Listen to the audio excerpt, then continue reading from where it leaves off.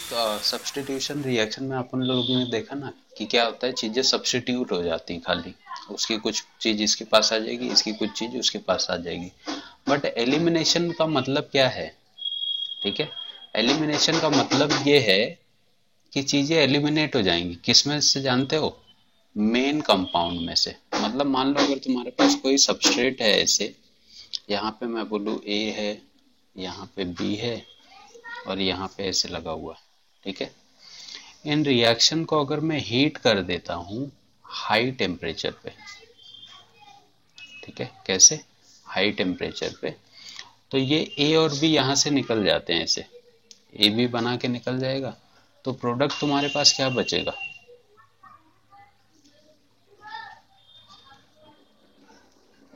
Double bond बन जाएगा इससे बीच में। ठीक है, समझा नहीं समझा?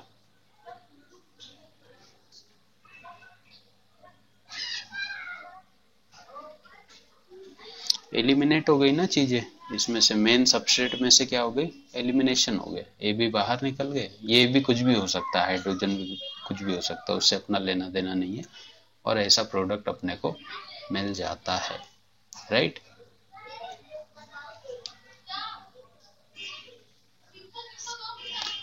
ठीक है, तो इन पर्टिकुलर रिएक्शन में हो क्या रहा है देखो। ठीक है, अगर मैं डेल्टा एच बोलूं तो ये पॉजिटिव होगा या नेगेटिव होगा? जीरो से बड़ा होगा या छोटा होगा? तो सुन लो मैं क्या बोल रहा हूं। यहाँ पे कौन से बॉन्ड टूटे? एक ये सिग्मा बॉन्ड टूटा, एक ये सिग्मा बॉन्ड टूटा। कितने सिग्मा बॉन्ड ब्रेक हुए? दो सिग्मा बॉन्ड। और नया बॉन्ड क्या बना मालूम है तुमको? एक तो ये पाई बॉन्ड बना नया, और एक ए और बी के बीच में एक सिग्मा बना। मतलब एक सिग्मा बना, एक पाई बना। ये हो गया तुम्हारा क्या? Formation, right? अब हमको पता है जब बॉन्ड ब्रेक होता है तो एनर्जी क्या होती है? एब्जॉर्ब। और जब बॉन्ड फॉर्म होते हैं तो एनर्जी क्या होती है? रिलीज। तो अब तुम ये दोनों देख के मेरे को बताओ कि ज्यादा एनर्जी एब्जॉर्ब हुई कि ज्यादा एनर्जी रिलीज हुई?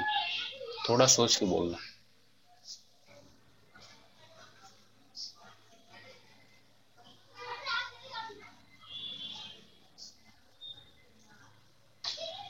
और किसी के पास कुछ आंसर?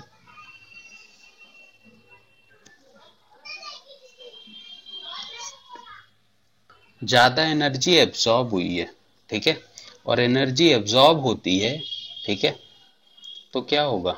डेल्टा एच हमेशा किस में जाएगा? पॉजिटिव में, मतलब जीरो से बड़ा होगा।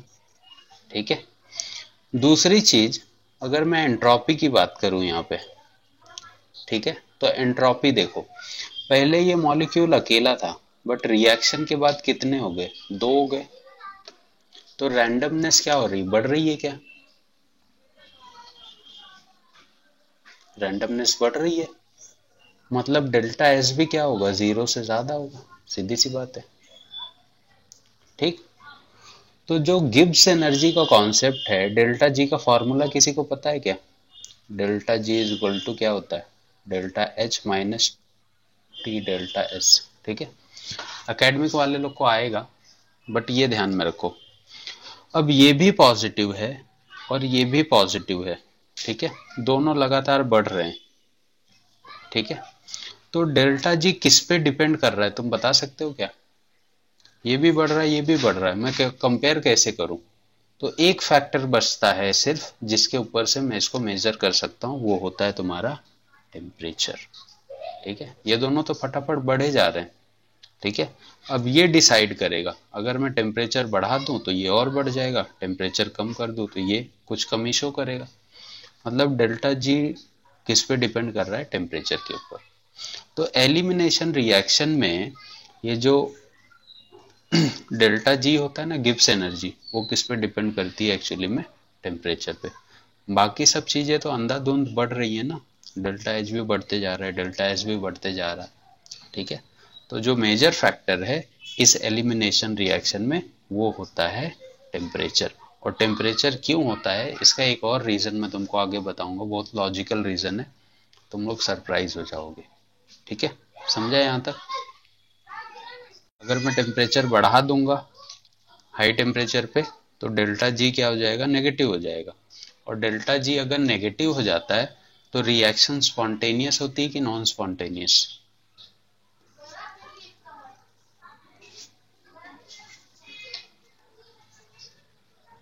ठीक है, तो जब भी डेल्टा जी नेगेटिव हो जाएगा तो वो रिएक्शन हमेशा क्या बोली जाएगी, स्पॉन्टेनियस रिएक्शन बोली जाएगी।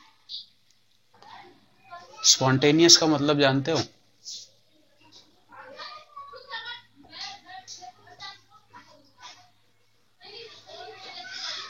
नहीं रे, स्पॉन्टेनियस मतलब जो ना, इसमें दो टाइप होते हैं। जैसे एलिमिनेशन रिएक्शन मैंने लिखा था अभी, इसमें तुमको आगे चल के टाइप मिलेंगे मेजर, E1 मैकेनिज्म और E2 मैकेनिज्म। ठीक है, तो पहले अपने को डिस्कस करना है एलिमिनेशन वन। ठीक है, E1 मैकेनिज्म बोल लो या E1 रिएक्शन बोल सकते हो। देखो होता क्या है, मान लो अपने पास कोई ऐसे टर्शरी ये है, टर्शरी हाइड्रोकार्बन है। ठीक है, इस पे अगर मैं वाटर डाल के इसको हीट कर दूं, ठीक है, तो एलिमिनेशन रिएक्शन क्या बोलता है, ये यहाँ से Cl को निकाल देगा। जैसे AB निकले थे तो Cl के पास पॉसिबिलिटी क्या है कि ये Cl यहाँ से एक हाइड्रोजन निकाल ले, और जैसे ही यहाँ से Cl और यहाँ से हाइड्रोजन निकलेगा तो यहाँ पे क्या बन जाएगा, एक डबल बॉन्ड बन जाएगा। मैं तुम्हारे क्वेश्चन को समझ रहा हूँ, लेकिन अभी मैं क्या बता रहा हूँ वो देखो। यहाँ पे तो ये ऐसे ही बचा है CH2CH3 प्लस HCl। ठीक है, दूसरा प्रोडक्ट मेरे पास ये भी बन सकता था कि ये Cl इससे हाइड्रोजन निकाल लेता, तब मेरे पास प्रोडक्ट क्या बनता,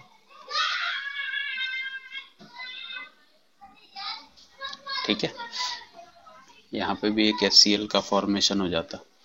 अब मेरे को बताओ, हम लोग ने पढ़ा था दो टाइप का एल्कीन, एक सेटजेफ और एक हॉफमैन।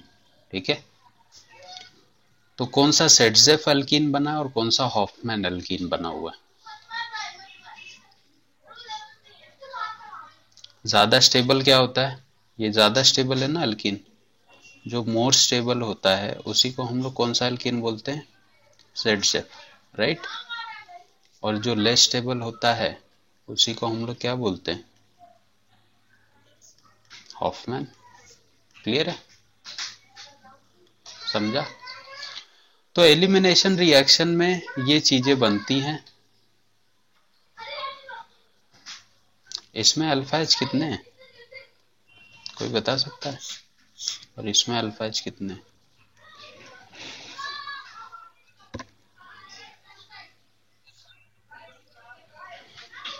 इसको छोड़ देंगे हम लोग, 3 6 9, इसमें इसको छोड़ दोगे तो कितने बन रहे हैं, 3 यहाँ पे 2 यहाँ पे 5। ठीक है, तो इसीलिए ये लेस स्टेबल है, ये ज्यादा स्टेबल है। अब तुम्हारे दिमाग में क्वेश्चन ये आया होगा या नहीं आया होगा तो सोच लो थोड़ा सा, कि सर जब इसको मैं E1 मैकेनिज्म से क्यों फॉलो कर रहा हूँ, इसको तो मैं SN1 से भी ले सकता था। इसका Cl यहाँ से निकाल दूं, यहाँ पे कार्बोकेटायन बना के इसका OH इसको दे दूं। ये किसने किसने सोचा था बताओ?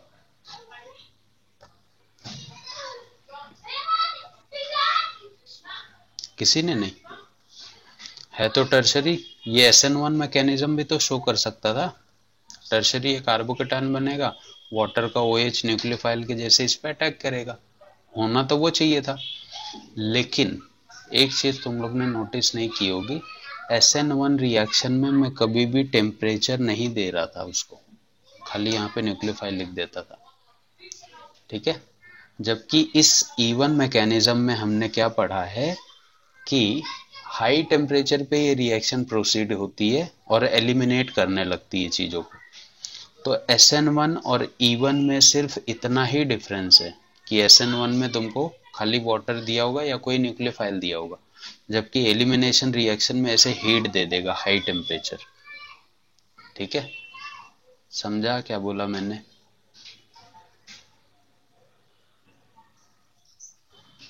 तो हीट अगर दे रहा है तुमको, मतलब टेम्परेचर दे रहा है, तो टेम्परेचर दे रहा है तो वो टेम्परेचर कैसा होगा, इवन मैकेनिज्म को फॉलो करेगा। ये बोल रहा था कि जब टेम्परेचर का केस आता है ना, जब टेम्परेचर आ जाएगा तो SN1 रिएक्शन SN1 के जैसे बिहेव नहीं करेगी, वो कैसे बिहेव करेगी, E1 के जैसे। और SN2 रिएक्शन कैसे बिहेव करेगी, E2 के जैसे। ठीक है, इतना ही खाली था इसमें, राइट। अगर इसका तुमको मैं मैकेनिज्म समझाऊं ऊपर वाली रिएक्शन का, तो मेरे पास पहली स्टेप देखो क्या थी, CH3C CH3 CH2 CH3, यहाँ पे था Cl। ठीक है, तो सबसे पहले क्या हुआ होगा, लिविंग ग्रुप निकल गया होगा हीट करने पे, और लिविंग ग्रुप Cl माइनस के फॉर्म में निकल गया होगा। तो यहाँ पे क्या बन गया होगा, कार्बोकेटायन, राइट है। अब इसको तुम लगातार हीट करते जा रहे हो, तो हीट करने की वजह से क्या हो जाता है, ये स्लोवर स्टेप होती है ना, स्लोवेस्ट स्टेप होती है, तो इसी के लिए हम लोग इसको क्या बोलते हैं, RDS। तो स्लो स्टेप होती है। अब जब कार्बोकेटायन बना होगा तो अब ये क्या करेगा, बना हुआ कार्बोकेटायन,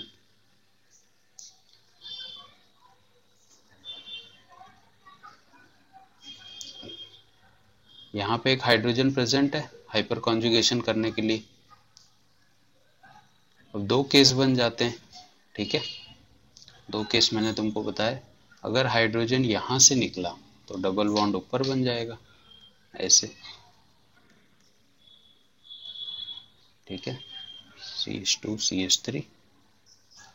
और ये जो यहाँ से H प्लस निकला है, राइट, वो क्या कर गया होगा, Cl माइनस से कंबाइन कर गया होगा। या फिर दूसरी पॉसिबिलिटी इसके पास यहाँ से H प्लस निकालने की थी, ठीक है, अगर यहाँ से H प्लस निकाल देता है तो नया एल्किन तुम्हारे पास ये बना होगा, ये दोनों प्रोडक्ट बने ना अपने पास,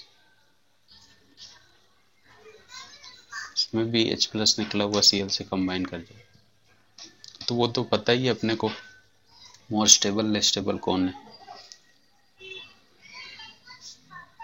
ये क्या है,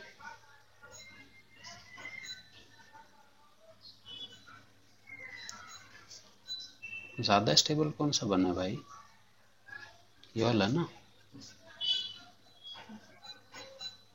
ये लेस स्टेबल बना है।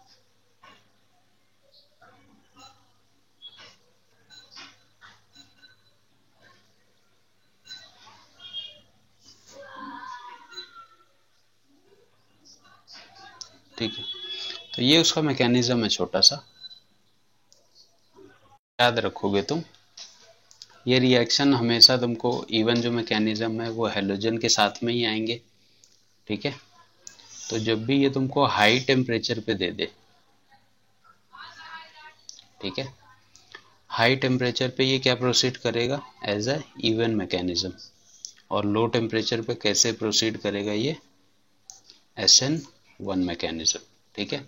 अब वो हाई और लो टेम्परेचर है क्या, अगर 50 या 50 डिग्री से ज़्यादा दिया गया है तो वो इवन मैकेनिज्म होगा, ठीक है।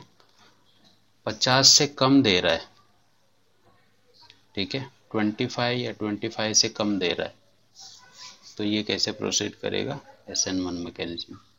तो या तो वो लोग 100 देते हैं, या तो 20 दे देगा, 10 दे देगा, तो ध्यान में रखोगे। 50 से कम टेम्परेचर है, हाँ, बीच का दिया तो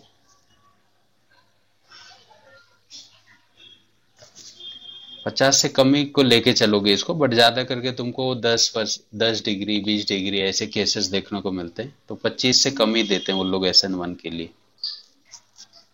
E1 का केस होगा तो हमेशा 50 के ऊपर रहेगा, और SN1 का रहेगा तो 25 के नीचे का रहेगा। लेकिन ये भी केस है किसके लिए मालूम,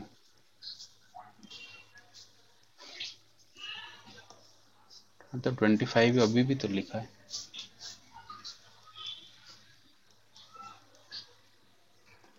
पहले वाला जब तुम लोग को पढ़ाया था, ये लोग को पढ़ा चुका हूँ भाई मैं एक बार।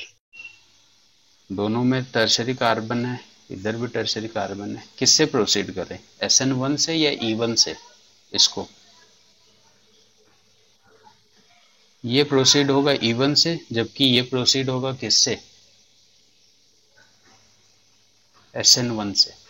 ठीक है, और अगर E1 हुआ तो एलिमिनेट होके क्या बनाएगा, ये क्या बनाएगा, डबल बॉन्ड का फॉर्मेशन करेगा प्लस HBr। और अगर सब्स्टिट्यूशन न्यूक्लियोफिलिक हुआ तब क्या, न्यूक्लियोफाइल कौन है यहाँ पे, बता सकता है कोई?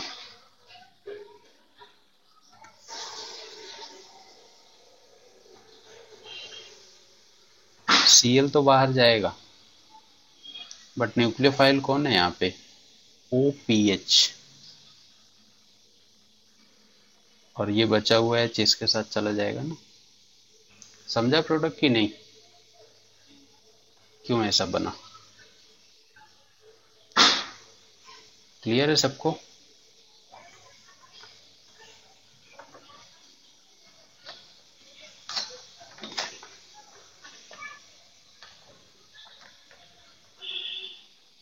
डाउट कुछ? 4 एग्जाम्पल हैं, तुमको डिसाइड करना है E1 मैकेनिज्म से बनाओगे प्रोडक्ट या SN1 SN2 से बनाओगे। SN2 तो नहीं है, SN1 से बनाओगे। ठीक है, प्लस मेजर क्या बनेगा इसका, माइनर क्या बनेगा, तो वो भी तुमको डिसाइड करना। ठीक है, और कहीं पे अगर रिंग सब्स्टिट्यूशन, जो अभी उसने गीता ने पूछा था, अगर कहीं पे ऐसी पॉसिबिलिटी दिखती है कि रिंग एक्सपांशन रिंग सब्स्टिट्यूशन है, तो वो भी तुमको करना है। जैसा ये वाला एग्जांपल दिख रहा है, इसमें आई होप कि रिंग एक्सपांशन होना चाहिए। तो ये क्वेश्चन है, देखो E1 फॉलो हो रहा है या E2 फॉलो हो रहा है। E2 नहीं, SN1 या E1, दो ही ऑप्शन है तुम्हारे पास। किससे चेक कर किससे रहे हैं अपन एक्चुअली में, टेम्परेचर से। ठीक है, हो जाएगा ना, नहीं होगा?